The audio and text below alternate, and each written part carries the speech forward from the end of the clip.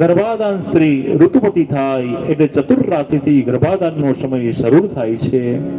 કામ વાસના યુક્ત ભાવ સંતાન પર પણ પડતા હોય છે, માટે એ દોષોની નિવૃત્તિ માટે પૃથુષ્કા દેવી, અશ્વિની કુમાર, શિનીવાલી દેવીને પ્રાર્થના કરી ગર્ભ સંસ્કારના કેટલા મંત્રો છે એ મંત્રોને શ્રવણ કરવા જોઈએ.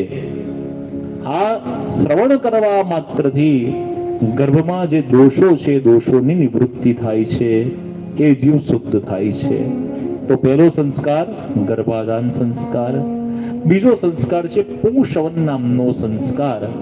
આયુર્વેદની અંદર વનસ્પતિના કેટલાક ટીપા ગર્ભિણી સ્ત્રીના ડાબા નાકના છિદ્રમાં રેડવામાં આવે એને પુંશવન નામનો સંસ્કાર કહેવામાં આવે છે.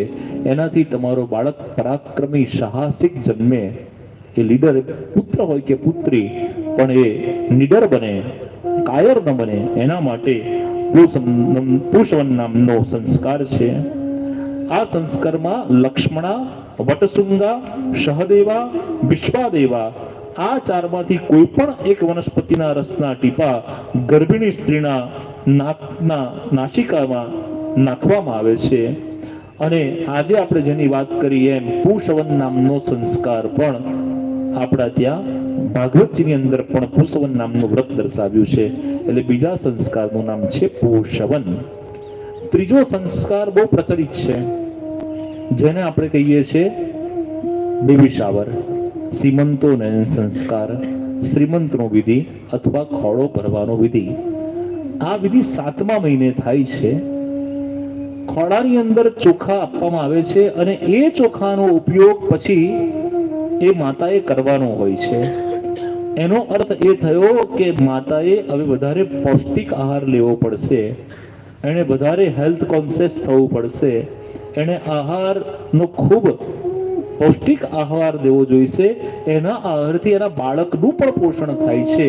એટલા માટે ખોળામાં જે ચોખા રહેલા છે એના ભાત ખીર બનાવી એ વિધિ, જેને શ્રીમંતોનયન સંસ્કાર કહેવામાં આવે છે, એમાં બાળકને એવા મંત્રો સંભળાવવામાં આવે છે કે જેનાથી એ બાળક ઉત્તમ અને શ્રેષ્ઠ પ્રાપ્ત થાય છે.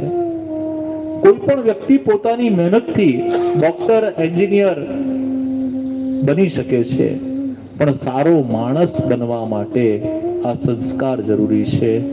તો ત્રીજા સંસ્કારનું નામ છે શ્રીમંતોનયન સંસ્કાર, ખોળો ભરવાની વિધિ.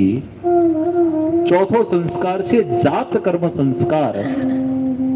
નાલ છેદન પૂર્વે માતાના ગર્ભમાં જે ન ખાવાનું ખવાયું હોય, ન પીવાનું પીવાયું હોય, એ બધા દોષોની નિવૃત્તિ માટે સોનાની સળી વાળે ઘી અને મધ અસમાન માત્રામાં ભેગું કરી અને પિતા દ્વારા ઓમ ભૂત્વૈ વદામી બોલી અને આપવામાં આવે છે 3 વાર.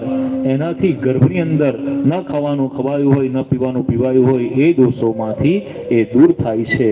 આને કહેવાય છે જાત કર્મ સંસ્કાર. બાળક જન્મે એટલે નાલ છેદન પૂર્વે આ સંસ્કાર કરવો જોઈએ. 5મો સંસ્કાર નામકરણ સંસ્કાર. આ સંસ્કારનું મહત્વ બાળકનું આયુષ્ય અને એની વૃદ્ધિ થાય એના માટે છે. માટેનું નામ પાડવું જોઈએ. કેવું નામ પાડવું? તો કહ્યું કે નામ કોઈ અર્થસભર પાડવું. એ નામનો કઈ સારો મિનિંગ થવો જોઈએ. નામ પાડવામાં આવે દીકરીનું ટ્વિંકલ. હવે ટ્વિંકલ નામ હોય તો નાની હોય તો પણ ટ્વિંકલ, મોટી થાય તો પણ ટ્વિંકલ, મમ્મી બને તો પણ ટ્વિંકલ, અને દાદીમાં થાય તો પણ ટ્વિંકલ. હવે ટ્વિંકલ દાદી કહીએ તો કેવું લાગે? એટલે નામ આમ સૂટ થવું જોઈએ દરેક વય પ્રમાણે. તો નામનો બહુ મહિમા છે. એટલે 5મો સંસ્કાર છે નામકરણ સંસ્કાર.